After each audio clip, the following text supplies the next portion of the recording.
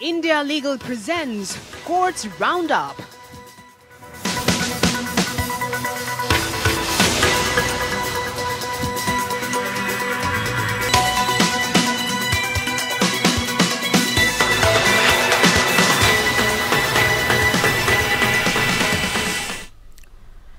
नमस्कार, मैं हूं आपके साथ पूजा कविया गोमा। कोर्ट्स राउंडअप में आपका स्वागत है। इस बुलेटिन में अगले आधे घंटे हम आपको कोर्ट से जुड़ी तमाम छोटी बड़ी खबरों से रूबरू करवाएंगे। कोर्ट की कार्यवाही और सुप्रीम कोर्ट से लेकर हाई कोर्ट और लोअर कोर्ट तक के फैसलों को आपके सामने रखेंगे। आगे बढ़ने से पहले डाल लेते एक नजर हेडलाइंस पर। आंध्र के पूर्व मंत्री वाईएस विवेकानंद रेड्डी की हत्याकांड की सुनवाई CBI court Hyderabad transfer. Supreme court ने कहा स्वतंत्र और निष्पक्ष सुनवाई के लिए हैदराबाद में सुनवाई जरूरी।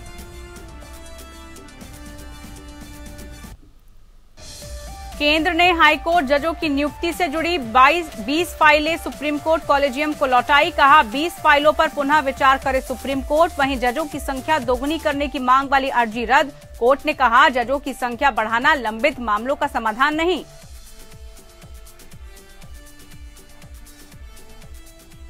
यूक्रेन से लौटे छात्रों की पढ़ाई के मामले पर सुप्रीम कोर्ट ने केंद्र को अपनी नीति साफ करने के लिए कहा। केंद्र ने कहा ऐसे छात्रों को कोई अलग से छूट नहीं दी जा सकती। याची के वकील ने पूछा क्या हम छात्रों के करियर बचाने के लिए कुछ नहीं कर सकते। सुप्रीम कोर्ट ने मुंबई आरे कॉलोनी में 84 पेड़ों को काटने की दी इजाजत। सॉलिसिटर जनरल ने कहा 84 पेड़ों की वजह से पूरी परियोजना बंद, करोड़ों का हो रहा है नुकसान।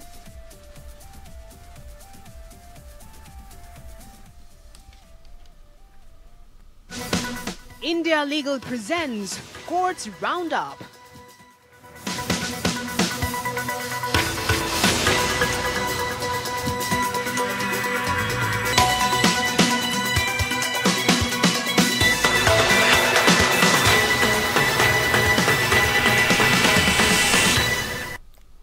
सुप्रीम कोर्ट की बेंच ने पूर्व सांसद वाईएस विवेकानंद रेड्डी हत्याकांड के मुकदमे को कटप्पा जिले की सीबीआई अदालत से हैदराबाद की सीबीआई अदालत में स्थानांतरित कर दिया है।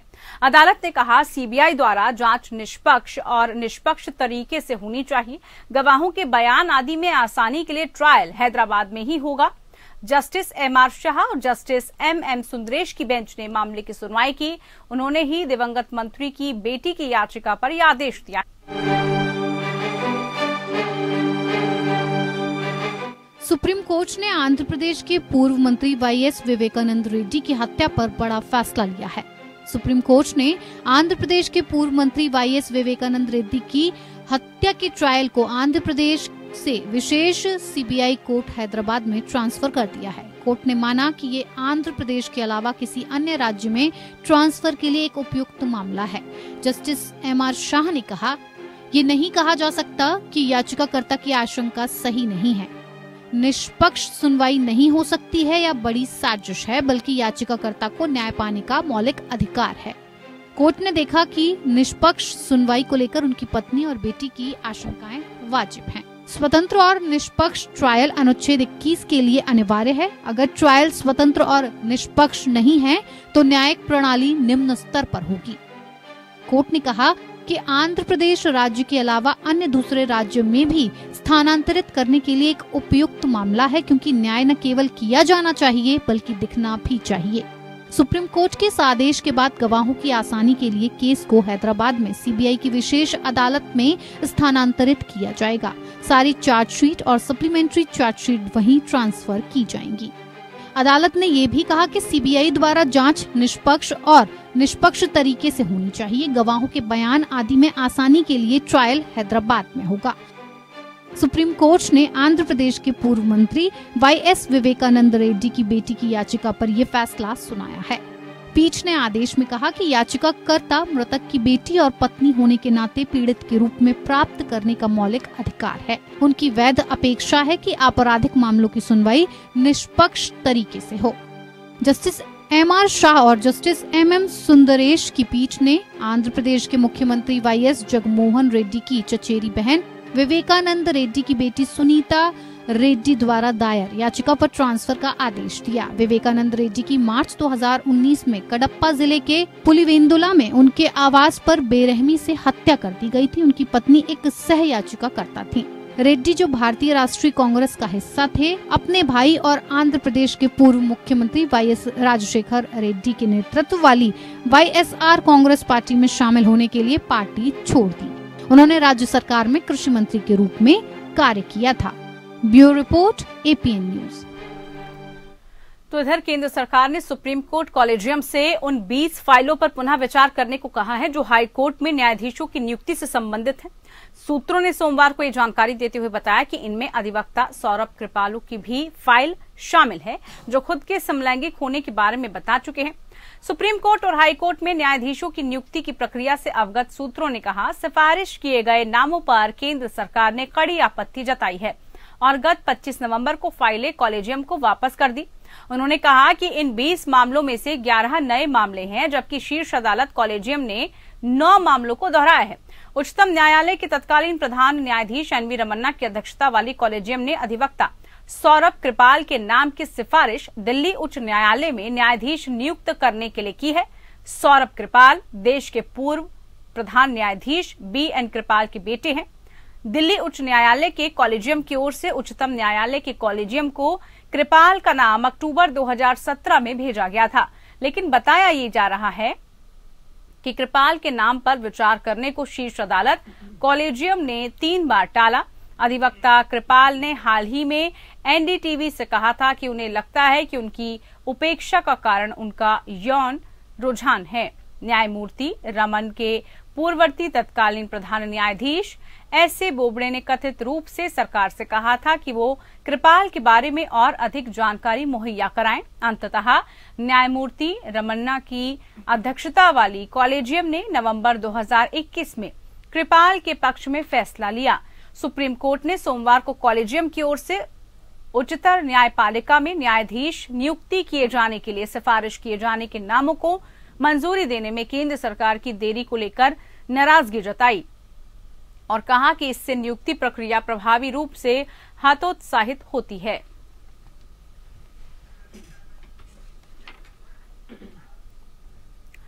सुप्रीम कोर्ट ने जजों की संख्या दुगनी करने की मांग वाली जनहित याचिका पर सुनवाई से इंकार किया है।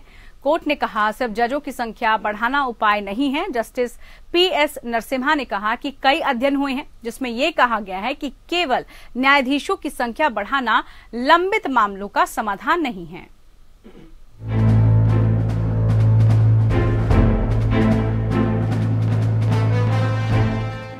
सुप्रीम कोर्ट ने उच्च न्यायालयों और निचली अदालतों में न्यायाधीशों की संख्या दोगुनी करने की मांग वाली बीजेपी नेता और वकील अश्विनी उपाध्याय की याचिका पर विचार करने से इंकार कर दिया। इस मामले की सुनवाई चीफ जस्टिस DY चंद्रचूड़ और जस्टिस PS नरसिम्हा की बेंच ने की। शुरुआत में ही CJI चंद्रचूड़ ने कहा कि लोक लुभावन उपायों और सरल समाधान से किसी भी मुद्दे को हल करना संभव नहीं है। उन्होंने मौखिक रूप से टिप्पणी की, ये सभी लोक लुभावन उपाय हैं। इलाहाबाद उच्च न्यायालय में 160 सीटों को भरना मुश्किल है और आप 320 की मांग कर रहे हैं। क्या आप बॉम्बे उच्च न्यायालय गए हैं? वहाँ एक भी न्यायाधीश को नहीं जोड़ा जा सकता क्योंकि वहाँ कोई बुनियादी ढांचा नहीं है। केवल जजों की संख्या बढ़ाना जवाब नहीं है। हर कमियां जो आप देखते हैं उसके लिए जनहित याचिका की आवश्यकता नहीं है। मौजूदा सीटों पर जजों को भरने के लिए प्रयास करें, फिर आप देखेंगे कि ये कितना कठिन है। उन्होंने आगे कहा कि अधिक न्यायाधीश सभी कमियों को दूर करने का रामबाण इलाज नहीं है और इस तरह की सामान्य जनहित याचिकाओं पर सुप्रीम कोर्ट द्वारा विचार नहीं किया जा सकता। CJI चंद्रचूड़ ने ये भी टिप्पणी की है कि अदालत न्यायिक समय लेने के लिए ऐसी जनहित याचिकाओं पर जुर्माना लगा सकती है जो वास्तविक मामलों को सुनने के लिए सार्वजनिक समय था। हालांकि वकील उपाध्याय ने प्रस्तुत किया कि याचिका जनहित याचिका के रूप में है और विरोधात्मक नहीं है। उन्होंने कहा कि करोड़ों भारतीय अदालतों के अत्यधिक बोझ के कारण न्यायिक समाधान की कमी के कारण पीड़ित हैं। CJI चंद्रचूड़ ने कहा कि याचिका संसद की तरह ही है। ये सुनिश्चित करने के लिए एक अधिनियम पारित किया जा सकता है कि सभी मामलों को 6 महीने के भीतर निपटा दिया जाए। CJI चंद्रचूड़ ने कहा, जब मैं इलाहाबाद उच्च न्यायालय में था तो तत्कालीन कानून मंत्री ने मुझे जजों की संख्या 25% बढ़ाने के लिए कहा था। मैं 160 भी नहीं भर सका। बॉम्बे हाईकोर्ट से पूछिए कि कितने वकील न्यायाधीश का पद स्वीकार करने को तैयार हैं। केवल अधिक न्यायाधीशों को जोड़ना इसका उत्तर नहीं है। आपको अच्छे न्यायाधीशों की आवश्यकता है, कृपया इसे वापस लें। इस तरह याचिका वापस लेने के साथ खारिज कर दी गई और भर्ती रिक्तियों आदि के आंकड़ों पर रिसर्च के साथ एक नई याचिका दायर करने की स्वतंत्रता दी गई। जस्टिस पीएस नरसिम्हा ने कहा कि कई अध्ययन हुए हैं जिसमें कहा गया है कि केवल न्यायाधीशों संख्या बढ़ाना लंबित मामलों का समाधान नहीं है। वकील ने कहा कि सभी विकसित देशों में स्थिति अलग है, जहां न्यायाधीशों की संख्या अधिक है। Bureau report, APN news. तो वहीं यूक्रेन में जंग के कारण भारत वापस आए छात्रों को भारत में पढ़ाई पूरी करने की इजाजत देने की मांग के मामले में सुप्रीम कोर्ट में सुनवाई हुई। इस दौरान जस्टिस BR गवाई की अध्यक्षता वाली बेंच ने केंद्र सरकार से इस मामले से जुड़ी पॉलिसी पर अपना पक्ष रखने के लिए कहा है। याची के वकील ने कहा कि देश में डॉक्टरों की कमी है, हमें इनका करियर बचाना चाहिए। वहीं केंद्र ने कोर्ट को बताया कि जुलाई 2022 के बाद ऐसे छात्रों को कोई अलग से छूट नहीं दी जा सकती। अगली सुनवाई अब 2 दिसंबर को है।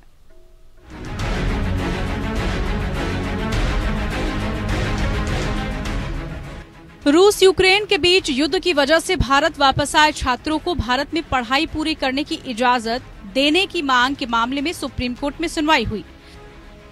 जस्टिस BR गवाई की अध्यक्षता वाली बेंच ने केंद्र सरकार से इस मामले से जुड़ी पॉलिसी पर अपना पक्ष रखने के लिए कहा।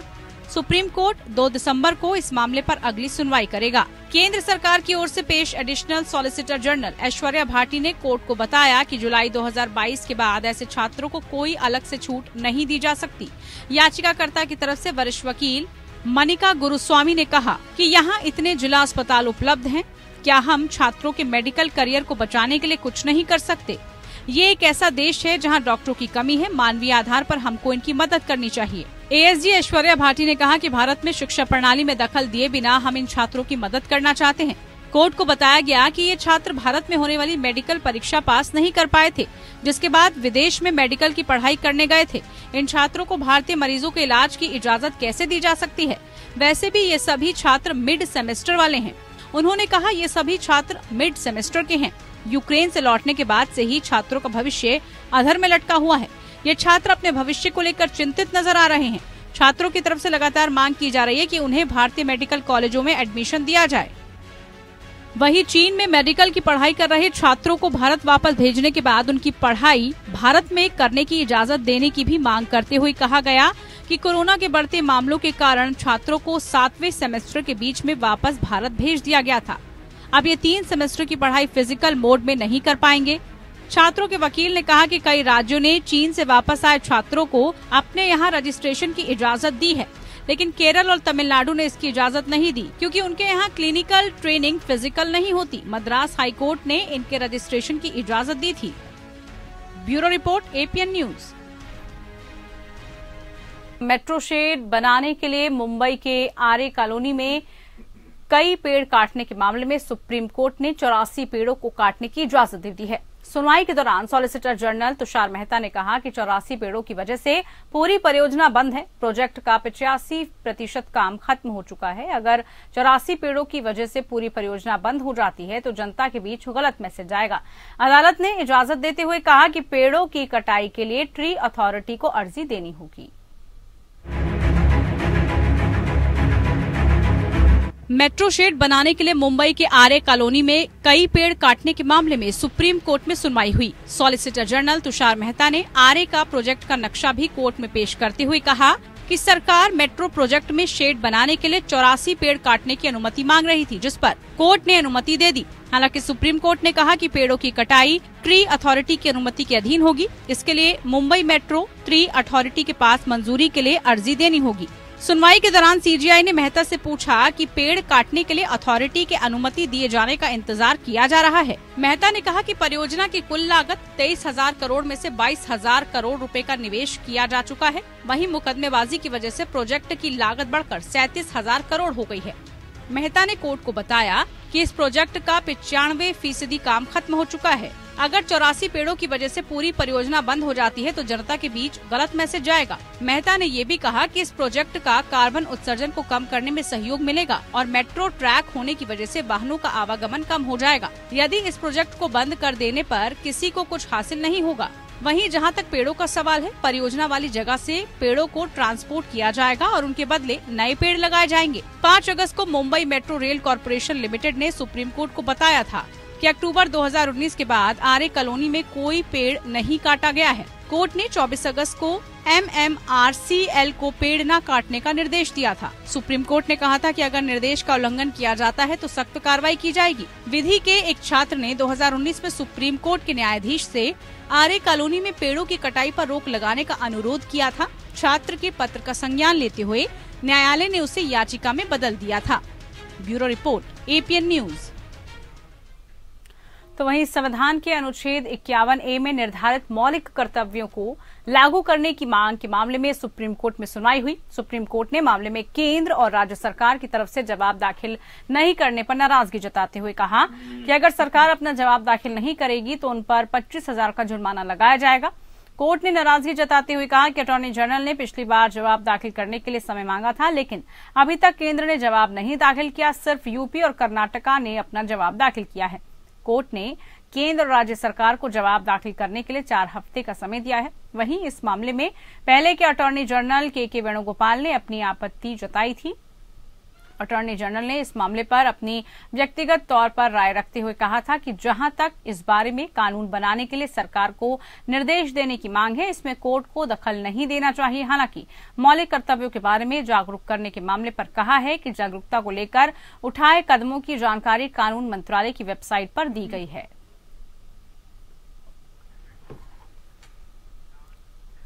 कोरोना वैक्सीन की वजह से मौत के मामलों की स्वतंत्र जांच कराए जाने की मांग के मामले पर केंद्र सरकार ने अपना जवाब दाखिल किया।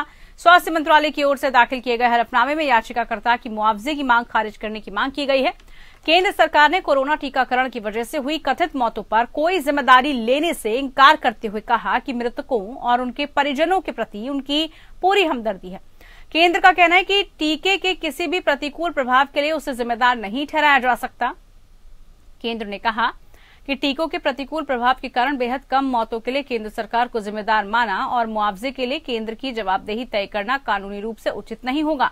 स्वास्थ्य मंत्रालय ने कहा कि यदि किसी व्यक्ति को टीकाकरण के प्रतिकूल प्रभाव के कारण कोई हानि या उसकी मौत होती है तो कानून के मुताबिक मुआवजे या हर्जाने की मांग को लेकर सिविल कोर्ट में जाया जा सकता है। हलफनामे में सरकार की तरफ से कहा गया है कि लापरवाही को लेकर ऐसे मामले में एक के बाद एक कई मामले दर्ज किए जा सकते हैं। दरअसल सुप्रीम कोर्ट में याचिका दाखिल कर मांग की गई है कि कोविड वैक्सीनेशन से मौत के मामलों की स्वतंत्र जांच कराई जाए। इसके अलावा टीकाकरण के बाद किसी भी प्रतिकूल प्रभाव का समय रहते पता लगाकर उससे बचाव के लिए उपाय करने के लिए भी विशेषज्ञ चिकित्सा बोर्ड बनाने का आग्रह याचिका में किया गया है।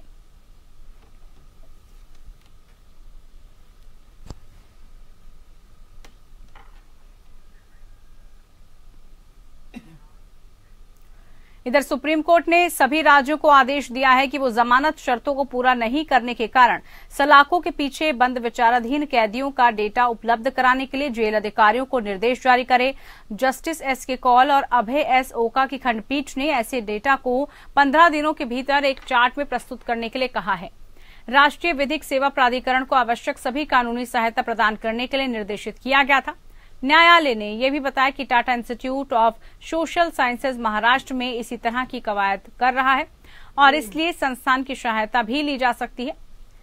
ई-जेल मॉड्यूल के संबंध में अदालत ने कहा कि ई-जेल प्रणाली कर्नाटक की सभी जेलों में काम कर रही है। हालांकि इस पहल के माध्यम से कानूनी सहायता अभी तक उपलब्ध नहीं है क्योंकि पोर्टल को अभी तक होस्ट नहीं किया गया है।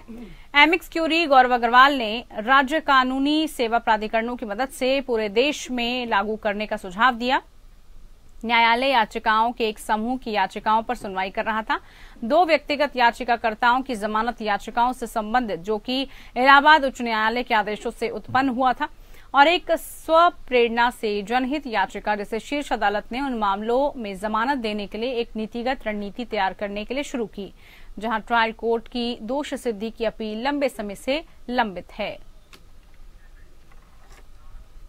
इधर जामिया मिलिया इस्लामिया हिंसा मामले में दिल्ली हाई कोर्ट ने केंद्र से कहा कि वो छात्रों के खिलाफ दर्ज एफआईआर और पुलिस अधिकारियों के खिलाफ उनकी शिकायतों की जांच दिल्ली पुलिस से एक स्वतंत्र एजेंसी को ट्रांसफर करने की मांग करने वाले संशोधन आवेदन पर 1 सप्ताह के भीतर जवाब दाखिल करे। जस्टिस सिद्धार्थ मृदुल और जस्टिस तलवंत सिंह की खंडपीठ ने मामले को 13 दिसंबर को सुनवाई के लिए सूचीबद्ध किया।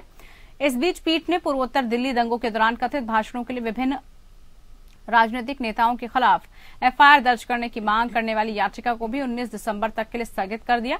जिस आवेदन पर केंद्र की प्रतिक्रिया मांगी गई है उसमें विभूति नारायण राय, विक्रम चंद गोयल, आरएमएस बराड़ और कमलेंद्र प्रसाद के 4 अधिकारियों के पैनल के बीच किसी भी अधिकारी की अध्यक्षता में एक स्वतंत्र एसआईटी के गठन का भी अनुरोध किया गया है। सुप्रीम कोर्ट ने 19 अक्टूबर को अनुरोध किया था कि उच्च न्यायालय इस तथ्य को ध्यान में रखते हुए हमले की जल्द से जल्द सुनवाई करे। ये मामला कुछ समय से उच्च न्यायालय के समक्ष लंबित है। जस्टिस सिंह ने यह भी पूछा, 3 साल बाद कौन सा सीसीटीवी फुटेज बचा है? 3 साल बाद वो अभी भी उस सीसीटीवी फुटेज को संरक्षित कर रहे हैं। क्या इसमें कोई अंतरिम आदेश है? 3 साल बाद कहां से होगा? गोंजाल्विस ने जवाब दिया कि सीसीटीवी फुटेज के संबंध में पुलिस को जवाब देना होगा। जब अदालत को बताया गया कि नोटिस जारी होने के बाद भी आवेदन पर कोई जवाब दाखिल नहीं किया गया है तो उन्होंने कहा कि इसलिए हम केंद्र को इस आवेदन पर जवाब दाखिल करने के लिए अगले सप्ताह तक का समय दे रहे हैं।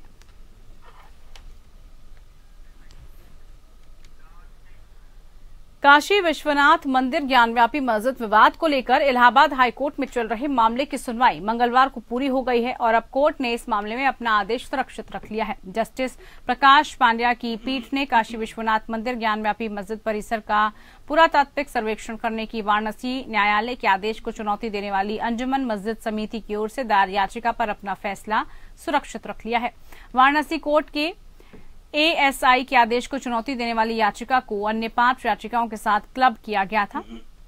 3 याचिकाओं में पहले आदेश सुरक्षित रखा गया था और अब बाकी 2 याचिकाओं में भी एएसआई सर्वेक्षण के संबंध में आदेश सुरक्षित रखा गया है। इस मामले में इससे पहले 31 अक्टूबर को भारतीय पुरातत्व सर्वेक्षण के महानिदेशक ने उच्च न्यायालय के समक्ष अपना व्यक्तिगत हलफनामा दायर किया था, जिसमें मस्जिद परिसर के सर्वेक्षण के संबंध में अदालत के फैसले का पालन करने के लिए एएसआई की इच्छा व्यक्त की गई थी। वाराणसी कोर्ट के अप्रैल 2021 के उस आदेश के बारे में जिसमें एएसआई को ज्ञानव्यापी मस्जिद परिसर का व्यापक सर्वेक्षण करने के लिए कहा गया था। एएसआई के डीजी ने कहा कि अगर इलाहाबाद उच्च न्यायालय ऐसा आदेश देता है तो एएसआई सर्वेक्षण कार्य करने के लिए सक्षम है। वाराणसी कोर्ट के समक्ष लंबित मामले की कार्रवाई पर इलाहाबाद उच्च न्यायालय ने सितंबर 2021 में रोक लगा दी थी। प्रभावी रूप से एएसआई सर्वेक्षण के आदेश पर भी रोक लगा दी थी। वाराणसी कोर्ट की कार्यवाही पर रोक को फैसला सुनाए जाने तक बढ़ा दिया गया है।